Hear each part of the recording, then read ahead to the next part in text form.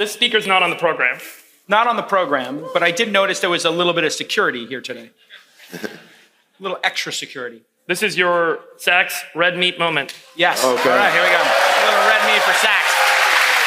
Please welcome me in joining Vice Presidential candidate Jd Vance. What's up, man? Thank you. How are you? Good to see you.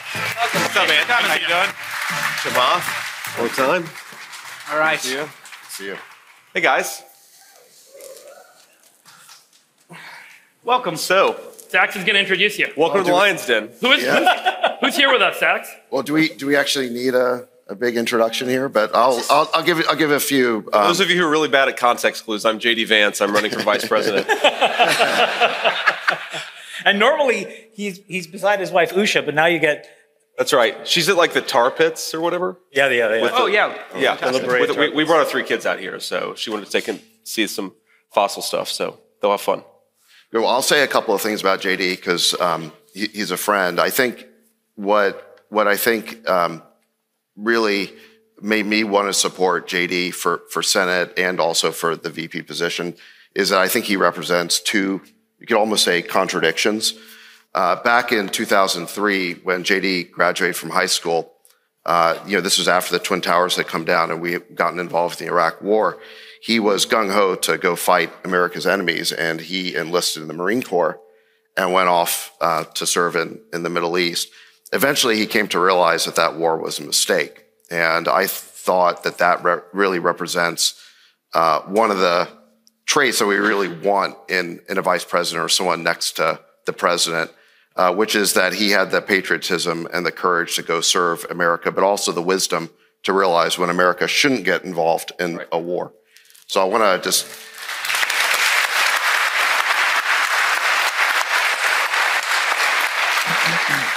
The other, like I said, almost contradiction that JD represents is that he had worked in the tech industry. He had been a venture capitalist. He had been in rooms like this, and he understands what it takes to make America a more innovative place. At the same time, he comes from a part of the Midwest, Appalachia. That's a very poor part of the country and did not grow up in a privileged environment at all.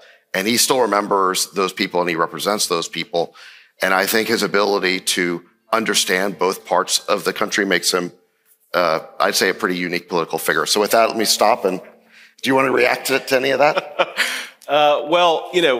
First of all, thanks all for having me. I've been a big fan of the pod for a while. I think my first appearance, so it's good to be with you. The only thing I'll say to that, David, is I do think there is a deep connection between the poverty that I saw growing up and the fact that our entire economy is just less innovative than we pretend that it is. And, I know, Peter Thiel and Tyler Cowen and other folks have talked about this, but if you look at the real innovation in the American economy, it's been in the world of software.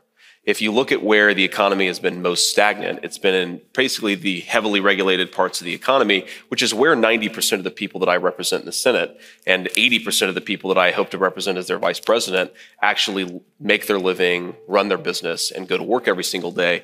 And I think that, when I think about tech, one of the things I'd like us to do is broaden the aperture a little bit and think about innovation, not just in software, but innovation in transportation and logistics and innovation in energy and the whole suite of things. Because unless our economy is actually technologically innovative, then the stagnant economy is fundamentally like the worst thing. And I think a lot of actually America's pathologies right now stem from the fact that we feel like we live in a very zero-sum country, because in some ways we do. Right? When the economy is growing 4%, 5%, 6% a year, then Democrats can kind of get what they want, Republicans can kind of get what they want, and it all makes sense. If the economy is growing between 0% and 1% a year, then I think it makes the whole society and our political system a much more insane. And I think that's kind of a subtext of what's been going on in this country for the last 30 years. Let me start by going back a little bit. I think 3 of us initially would have been described sort of like, non-Trump people. Yeah. And in different ways and shapes and form, we were all vocal about it because of what was presented to us through the filter of the media. And we've all gone through an evolution in large part by meeting the person. And this is the first time actually where a presidential candidate I've known, and I've kind of known a vice presidential candidate in this case as well, get they try to corner you and paint you in a certain way. Can you just talk about what you realized and the person that you got to know and what it says about what we need to do so that we don't get manipulated? Yeah. So first of all, when Biden was running against Trump, one of the things the media tried to do is to say, well, you have these two guys who are a little bit older than average, and both of them clearly aren't fully with it. And I would hear the media talk about Biden like this and then talk about Trump like this. And it's like, guys, Donald Trump remembers exactly what I said about him 9.5 years ago to the minute, to the day, to the exact line. Like, trust me, his memory is 100% there, even if it would be more in my interest if it wasn't. And, what changed for me, I mean, two things. I mean, one, Chamath, you just sort of hit on this, is a lot of the things the press said about Donald Trump and says about Donald Trump are just straight up fabrications. And so if you think the press is like biased, that's one thing. But if you think the press is fundamentally trying to tell you the truth, even if it's in a biased way, and then you realize that like Donald Trump never called white supremacists very fine people after Charlottesville, a total fabrication of the American media. It's like, okay, what other things am I hearing about Donald Trump that are actually not true, right? The second thing is, we talked about this a little bit last night, but look, if you go back to the year of my birth, which is 1984, there's this chart that's really interesting, and it tracks corporate profits, the wages of workers, and the size of government.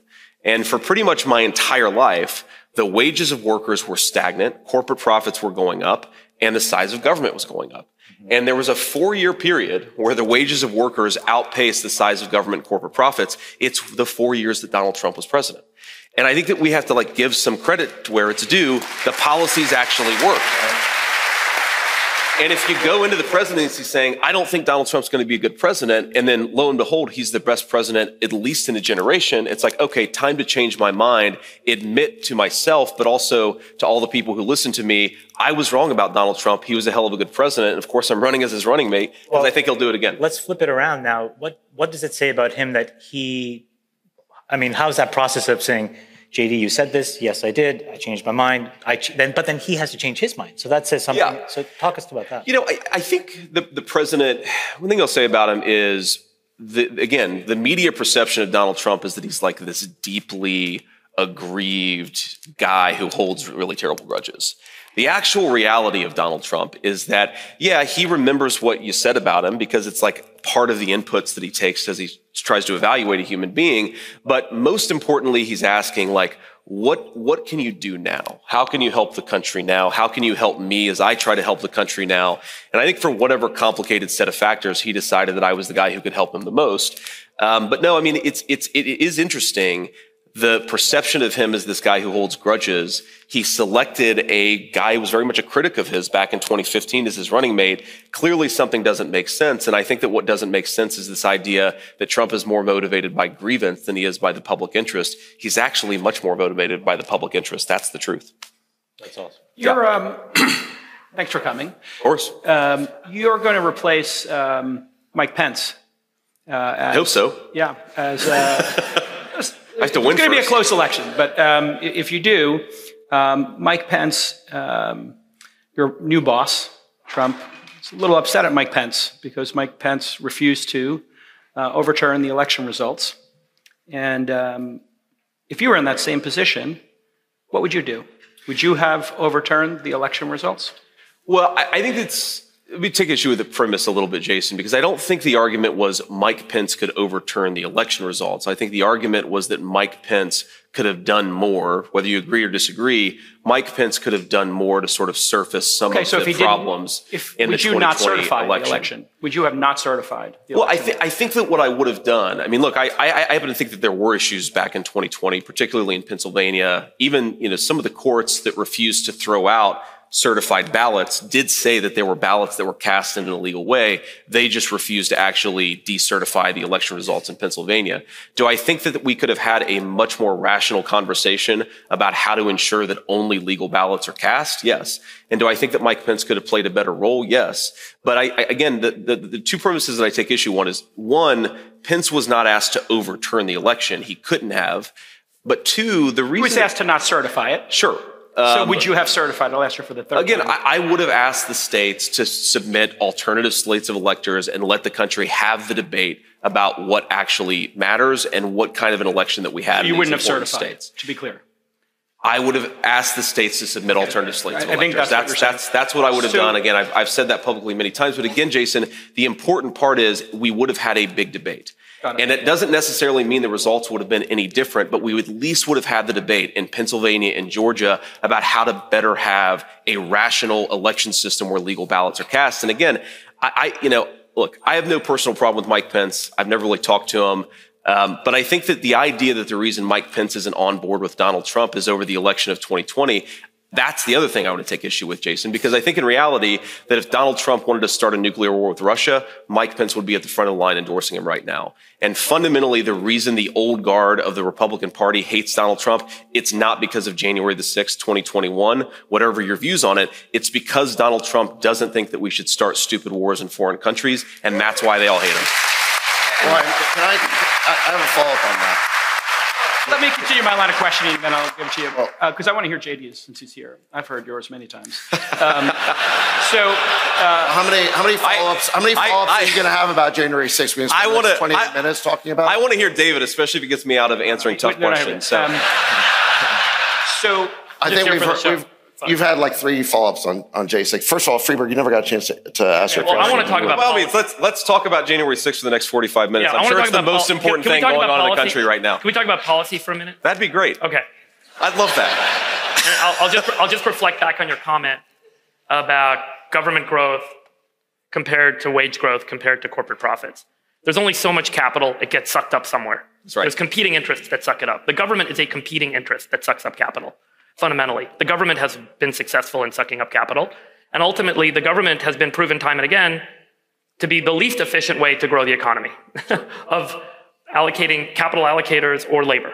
And Trump has made this commentary that Elon, who's going to be here later today, should come in and help right-size the government. You've now spent a few years as a senator. This is my most distressing issue, right? Of all the panic attacks I have that Jason teases me about.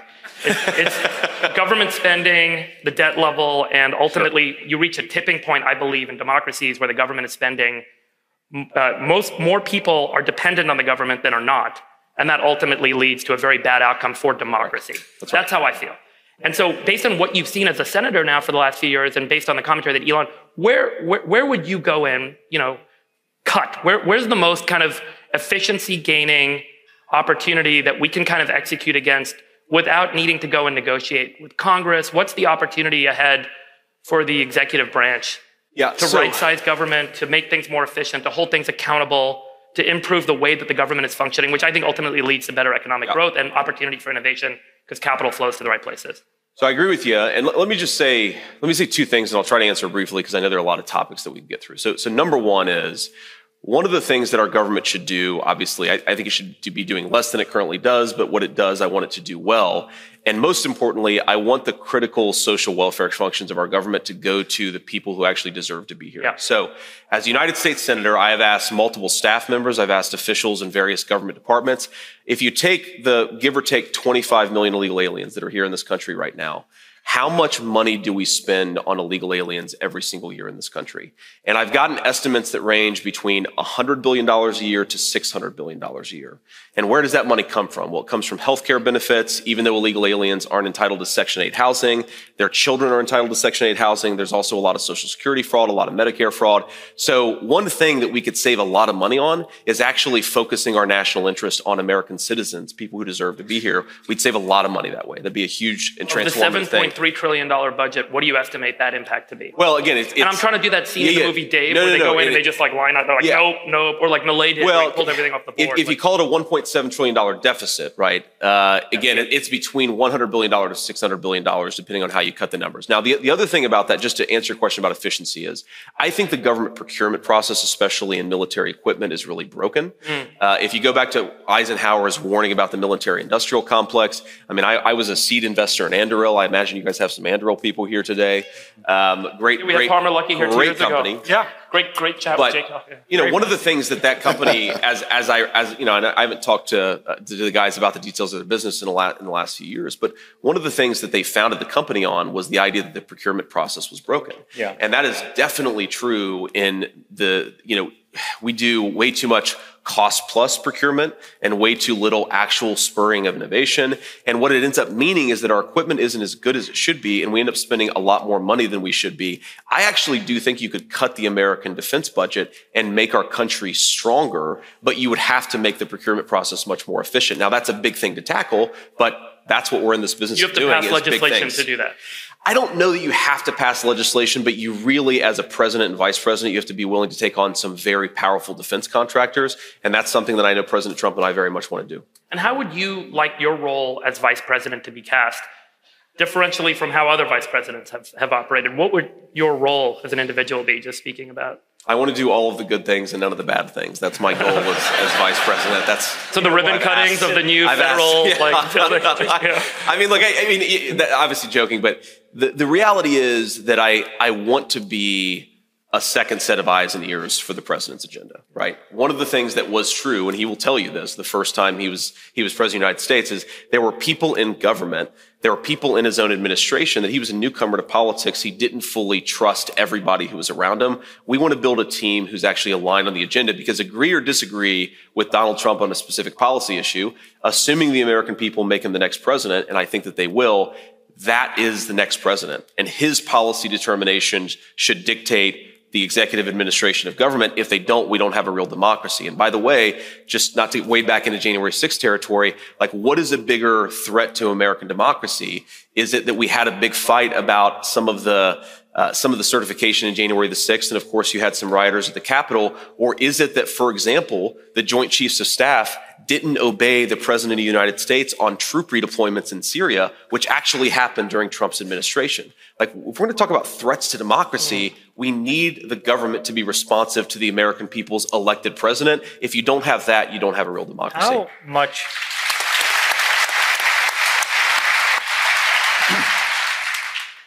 A lot of this, if you design it in one way, has to go through Congress, which, as we know, is sclerotic and basically nothing can happen. And then the other path is for you guys to go ham a little bit and say, okay, what can we do with executive order? Have you had a chance to discuss, if you win, repositioning the focus as basically that? What is the totality of everything that we can do from the White House, from the Oval, and then getting all of these? And the other thing that we should talk about at some point is, like, it's like a Avengers movie now at this point. You, Bobby Kennedy, Elon, Trump. So, but I don't. The Justice League. The Justice League. I don't know which character in that Justice League I am. No, but the point is, like, have you had that discussion about, like, all right, folks, let's not wait for Congress and get a plan ready starting day one of all the stuff that can happen through EOs? Or how are you thinking about this? Well, at a high level, certainly, I'm one of the co-chairs of the transition team. There are a few others of us who are working on it. You have to sort of think about, I mean, look, the way the founders set up our government, whether you like it or not, there are certain things, especially when it comes to budget and appropriations, you just have to go through Congress, right? You fundamentally have to. Now, I do think that Congress is willing to work with us at least, the first couple of years of an administration. You can largely get the budgetary and appropriations things that you need, but there's a lot that you can do through EO. And by the way, in a lot of ways, I think the enlargement of the president at the expense of Congress is a bad thing, but fundamentally, there is a lot that happens in our government purely through executive orders, through EOs. And yes, we're thinking very deliberatively about all the things that you could do through EOs on day one or in the early parts of the administration. And again, not to make this too partisan, but one of the ways that Biden and Harris opened up the American southern border was through executive orders, right? It was an executive order that suspended deportations, an executive order that ended the Remain in Mexico policy. So you can screw up a lot through EOs. You can also fix a lot through EOs, which is certainly something that we're focused on. Let me go in a different direction. Just in the last couple of days, Dick Cheney endorsed Kamala Harris for president. And that endorsement was warmly embraced by Kamala Harris and the Democrats. The same people called him a war criminal like 3 years ago. Yeah.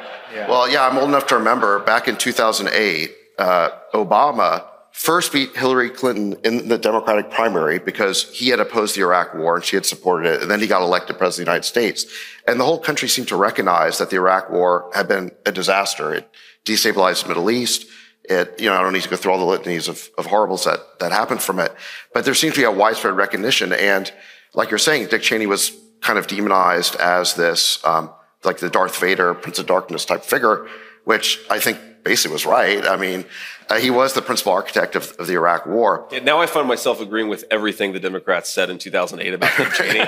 Right. Total coincidence. On a separate track, a few weeks ago, we had Bobby Kennedy endorse Donald Trump. So you now have a dynamic where the Bush Republicans are now Harris Democrats, and the Kennedy Democrats are now Trump Republicans. Right. Clearly, something big is happening in our politics here. Can you explain this realignment? How do you see it? Yeah, I mean, look, one way to think about it is that we traded Dick Cheney for Bobby Kennedy, and that's an upgrade I'll take every single day.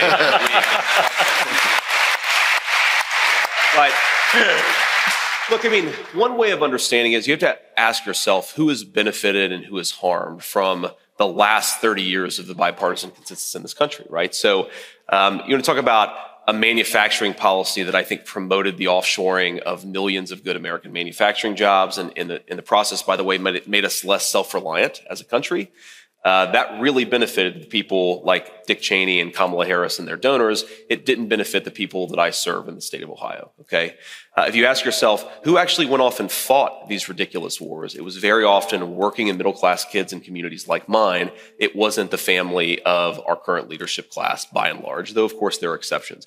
And you go through each of these issues, and what you find is increasingly Republicans are the party of working and middle class people. You know, Bobby Kennedy has talked about this a lot, and I think he puts it better than I ever could, but that, you know, you go back even 30 years ago, and approximately 80% of the counties that represent, 80% of the wealth in American counties went in places that voted Republican, and about 20% of the wealth went to places that voted Democrat. Now it's 70% of the wealth goes for Democrats and about 30% of the wealth goes for Republicans. And you saw this in a big way. I mean, just one illustration is I believe that in 2012, Wall Street, which I think Wall Street fundamentally has been the main beneficiary of globalization, of a lot of the policies that I pushed back against and criticized over the last 30 years. Wall Street went 3-1 for Romney over Obama in 2012. I believe they went 4-1 for Clinton over Trump in 2016, and then like 9-1 for Biden over Trump in 2020. So there was a massive shift in who makes up these parties. Wealthy people direct their money to Democrats, is what Increasingly, wealthy people direct their money to Democrats. Working and middle class people direct their money to Republicans. Why do you think that is, JD? Again, because I think their policies have benefited. Look, the Uniparty, the Kamala Harris's and Dick Cheney's, their parties have benefited a certain group of people. Those people are increasingly Democrats. Donald Trump has been pushing back against that consensus, and his party and his policies, I think, benefit the majority of the country. So increasingly, I think the working and middle class heart of the country is going for Republicans. Like another spin on this, because I know we're focused on tech in this conference, is big tech has become increasingly pro-Democrat, little tech has become increasingly pro-Republican, right? So if you're an upstart, if you're in crypto, if you're like a small AI company, I think you're much more likely to be pro-Republican. If you're a monopolist in big tech, I mean, look at Facebook, Google, how they're putting their resources. It's much more pro-Democrat. So there are a lot of different spins on it, but fundamentally, I think the people who've benefited from the American decline are becoming Democrats. The people who have suffered from it and are pushing back against it are Republicans. I have a follow-up question on that, JD, which is you were a venture capitalist for a period, and Lina Khan has essentially taken M&A off the table. You well know that if we can't get those singles and doubles in the industry, it kind of freezes the industry, and we have a problem with returns, which then is creating a secondary order problem where we can't get LPs to put more money into funds because we're not getting those returns. What's the proper way to look at M&A? Because you want to break up big tech, from what I understand, and you have a major problem with big tech. You mentioned little tech. What's the proper M&A architecture, to balance those two goals there? Yeah, so this is obviously very complicated, and Jason, you probably understand this better than I do, but as somebody, by the way, who's defended Lina Khan against some of her critics from the right, I think what Lina Khan fundamentally gets correct is that big tech really is a threat. It's a threat to free speech. It's increasingly oligarchic. It controls too much of what we're allowed to say. And also, it controls a lot of the ways in which capital gets invested in these various ecosystems. But where I think Lina Khan goes wrong is that you're exactly right. Like, you need the singles and doubles. You need sometimes a medium-sized company to buy a smaller company for $300 million, right? That liquidates founders. That gives the venture fund some money to go back into the system.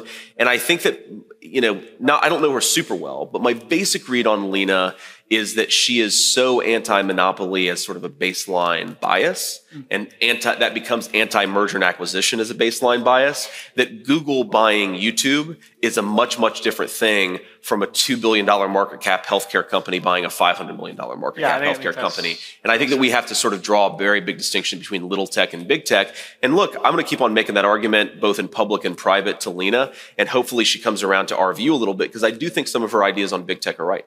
I think a good place for us to pivot would be the border. And just talking about this issue more from first principles, when President Trump came on the podcast, we talked about, hey, maybe really talented people, we should recruit them to our country and give them green cards.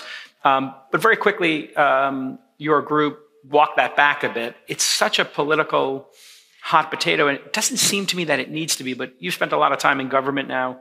Why can't politicians just do what 80% of the country wants, which is allow very talented people into the country, close the border, and make it like a more point-based system like Canada, Australia, and everybody else? Like, why is this so weaponized by both of your parties? Well, I think the reason why it's so difficult right now, and I mean, look, generally I agree that, okay, we're going to let some immigrants in. We want them to be high talent, high quality people. You don't want to let a large number of illegal aliens in. Obviously that's President Trump's view. But I think that the reason why it's so broken down right now is because you have 25 million illegal aliens in this country. And you can't fix what I would call the minor or sort of less important immigration question until you fix the real problem. And part of that goes back, by the way, to the way in which the system got broken in the first place. So Ronald Reagan, of course, great governor of California and a great president. But Reagan did in 1986 a massive amnesty program where in some ways he was trying to do exactly what you're talking about. Fix the problem of people who are already here, make sure that our immigration system is more pro-skill, but also close down the border. And what happened is we got all the amnesty, but we didn't get the closing down of the border. And so in order to do anything, I think, meaningful on immigration policy, meaning legal immigration policy, you've got to close down the border and establish some basic order. And to go back to first principles here, I think that people who are generally, I mean, look, this is, I'm sure, a very diverse crowd, and I'm sure there are a lot of immigrants in this crowd, legal immigrants, hopefully. I'm married to the daughter of legal immigrants to this country, and I, of course, love not just my wife, but the whole extended family. I do think they brought a lot to this country. 3 of us are legal immigrants. Yeah. But here's the thing. When you allow 25 million people into this country, it breaks down the entire social compact, right? So think about this. Okay, you're down on your luck. You lost your job. You get unemployment insurance. You're really down on your luck. You need food assistance from the federal government. I believe, as a conservative, that part of being in the same American family, whether your family's been here for a generation or 10 generations, is that we support people who are down on the luck. We don't want a cradle-to-grave welfare state, but we want to support people. We don't want kids who are dying because of starvation, because of no fault of their own. We want to promote some basic fairness, and we want to help people out when times get tough. But you can't do that if you extend that generosity to tens of millions of people who can't even be here in the first place. And I think that what Kamala Harris has done at the border, it's not just bad economically, it's not just bad for public safety. She has eroded the very foundation of the social contract in this country. And we talk about division in our politics, and Kamala has this ridiculous slogan, "We're not going back." The reason why politics is so divided is because she has turned American citizens against one another while she's placed the interests of illegal aliens above American citizens. You want to turn the page and get back to common American citizenship? Stop putting illegal aliens to the front of the line of American citizens. Is the motivation...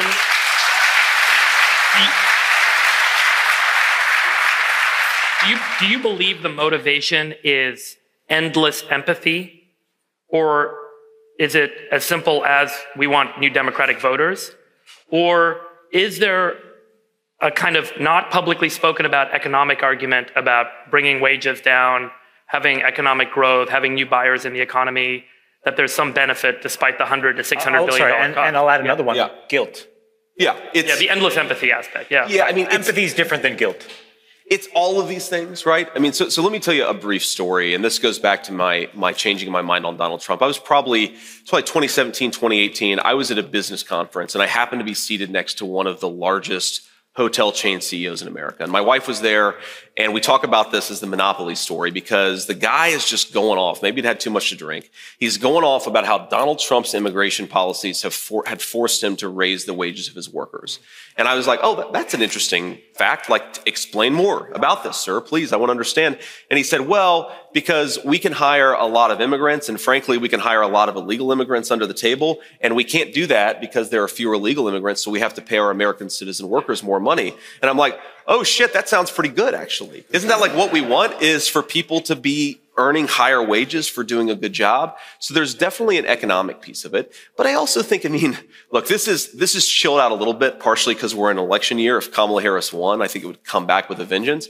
But think about all these like ridiculous land acknowledgments, right? Where people say, well, you know, I want to acknowledge that this belonged to like this tribe before I was here. And if you genuinely think that you have to acknowledge a Native American tribe from 300 years ago, then one attitude that comes along with this is, why can I control it all who comes into the country, right? I have no right. Yeah. There's this basic, I think this is the empathy, it's the guilt, it's sort of all these things. But all structural norms degrade. Exactly. I have no right to say who comes into my community. And I think, again, it's deranged. But I think that's part of it. I think the economic piece of it is part of it. It's certainly a vote argument. I mean, Democrats will say this. Of course, Republicans are accused of racism for just repeating what Democrats have said. When somebody like Chuck Schumer says, well, you know, we're going to have an emerging Democratic majority because we're going to have all these new immigrants, and all the old Americans, well, they're going to vote for Republicans, but we're going to replace them with a bunch of new people who vote for Democrats. It's like, that's pretty sick. But again, if you call it out, you're somehow a racist, even though Chuck Schumer is himself calling it out as if it were a good thing. I just want to ask on a different topic now. Thank you for talking about the border. Can I just have one final on this topic? Okay, go ahead. Which is your plan is to deport tens of millions of these people. Tell us how that will happen practically. How are you going to take millions of people, put them in cuffs, drag them out while people have their cell phones out recording this? Or is that just Trump being Trump? Well, Jason, it's I like it. You like the balance in the podcast? Yeah, I do. Though, in fairness, JD told me, ask the hard questions, please. I want to address them head on. I did say that. Nothing's off limits. I think Jason should be on the left and David should be on my right. Appropriately. Where am I going? He's been pulling me to the right. I'll go to the audience. It's funny, he didn't have any of these hard questions for Reid Hoffman. I don't know why.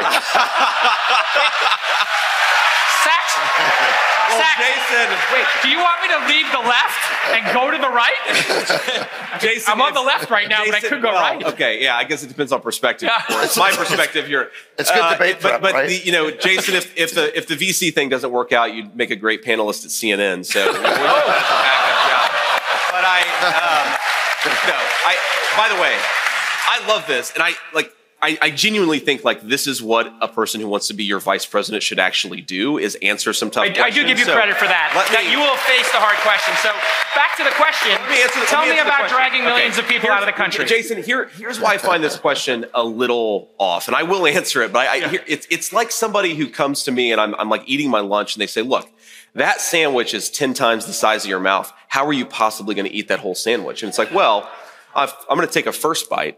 And then I'm going to take a second bite. And then I'm going to take a third bite. And eventually the problem's going to be, look, you start out with 1 million people who are what we call criminal migrants, people who have committed violent crimes in some form or another, get them out of our country. Yes, handcuff those people and force them out of the country. But you also do other things simultaneously. First of all, you stop the bleeding, right? You undo Kamala Harris's policies that opened the southern border in the first place.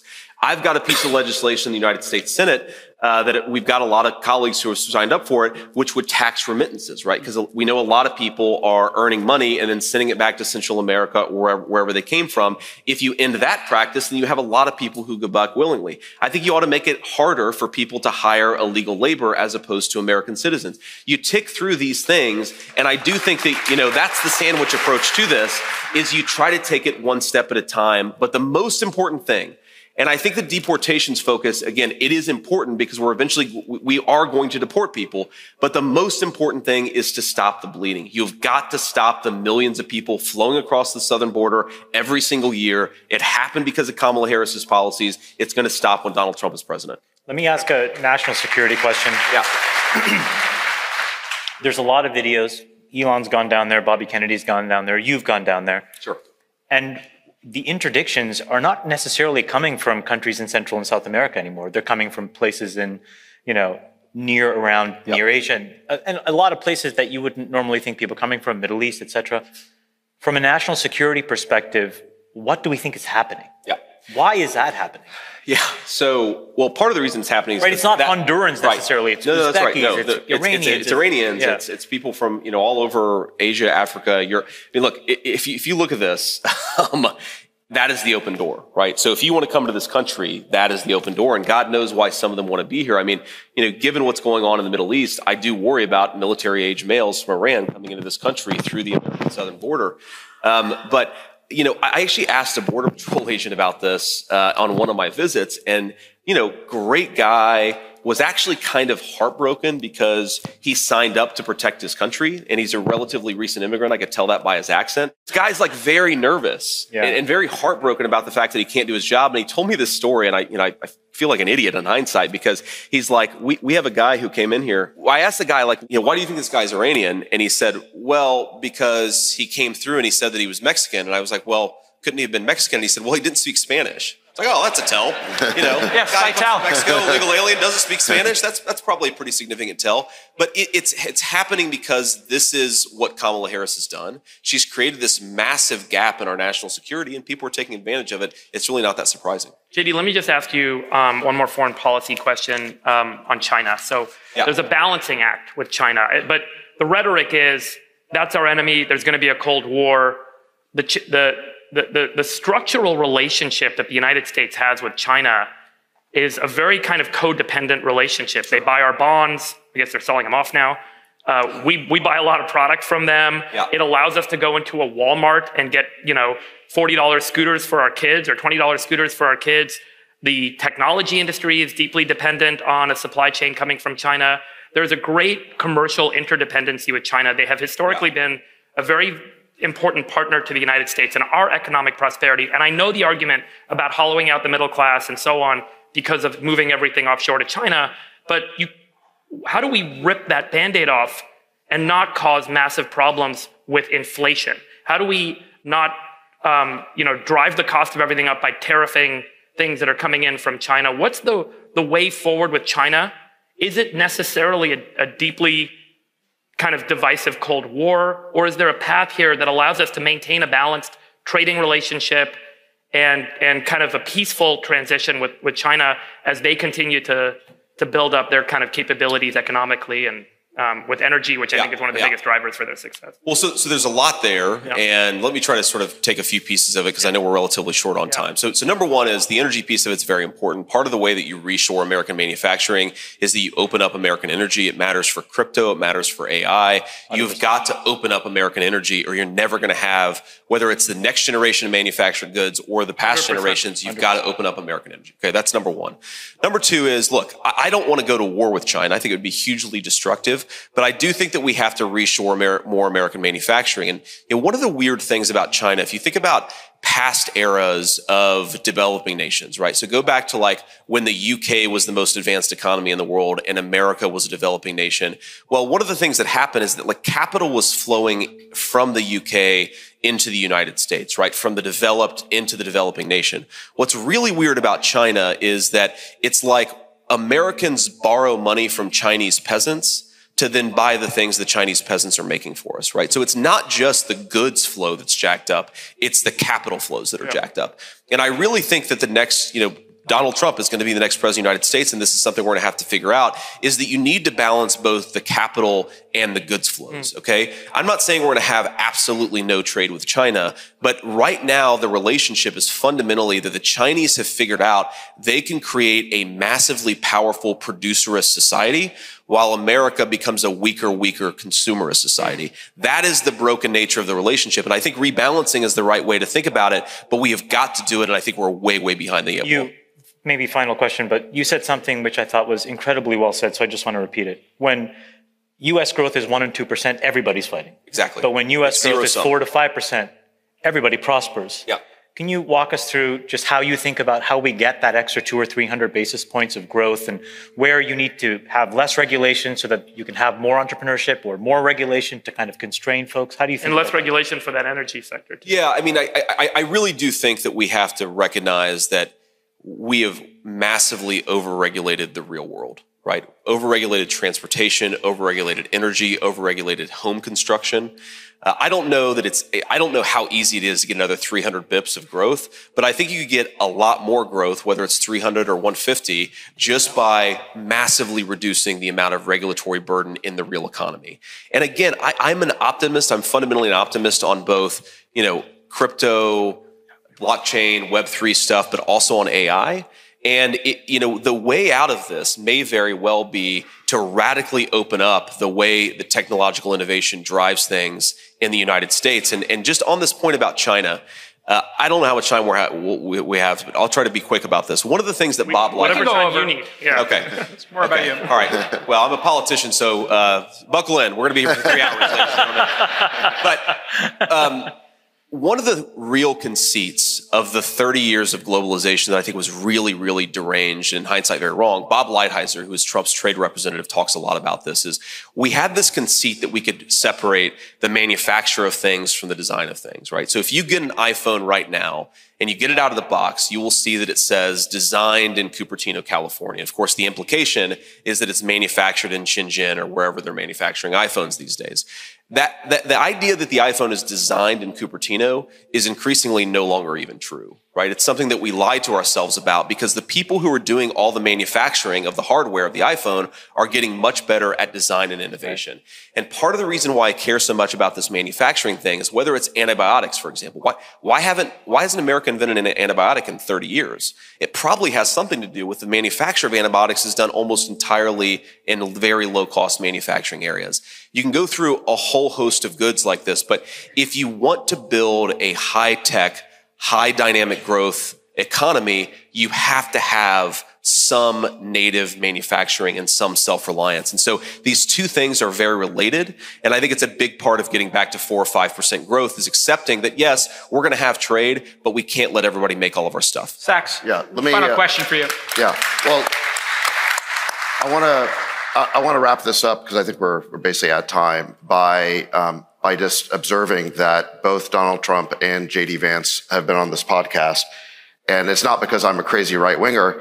It's because we invited them. Not just because. Not just because.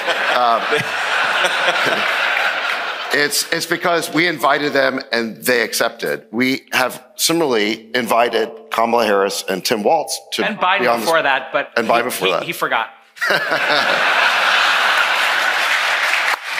So we're still waiting. He said yes and he forgot. He lost the Zoom link. So we want to supposed to be on this call? Yeah, we want to re-extend the invitation. Yes, to be very clear. Kamala Harris and Tim Walz, you're welcome to come on the podcast anytime, and the format will be similar.